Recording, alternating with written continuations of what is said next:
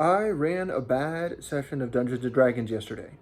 So I run Dungeons and Dragons games sometimes, and this is a game I've been running for about a year now, on and off. And I had some really big ideas going into this session. It was a bit of a finale of sorts. Um, and I was so excited about it, and I did a lot of work to prepare.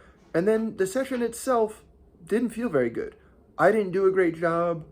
I think in the moment I maybe did okay, but the things that I was excited about trying to do in running the game didn't work as well as I hoped, and the players did not have a great time.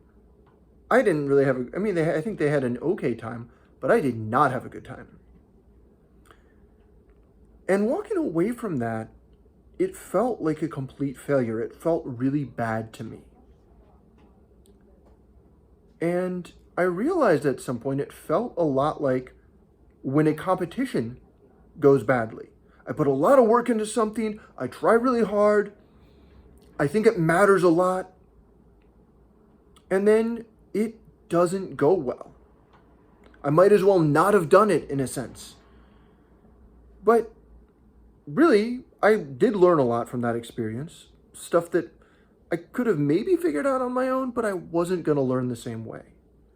And there are a lot of things that I did right. In fact, I have now sat down and started going through the same process I go through with all of my clients after every competition, of listing out some wins, some things that were successful, even if the whole thing overall didn't feel very successful.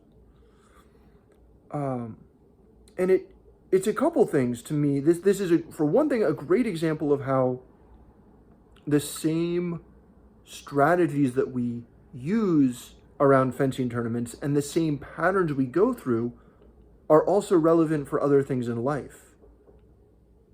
But it's also a really good example of how much I build things up, and I think a lot of fencers do, because it feels so intense to be at a competition and you want to do well, and if it doesn't go well, it feels so bad.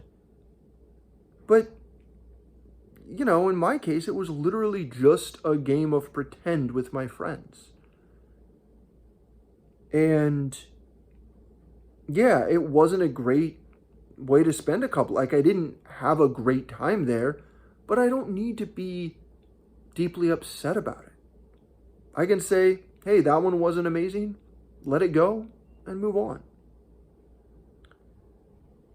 Hopefully, at least.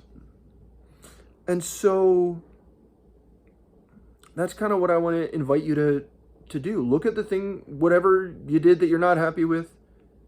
Take a couple wins from it, because I'm sure you did something right. And it might be really hard to find that. And if you're really unhappy about the thing, it's extra hard to find those wins. But there's something there that's right. So find that. Write down a couple things that were good. And then leave it be. Let it go. Let that be enough.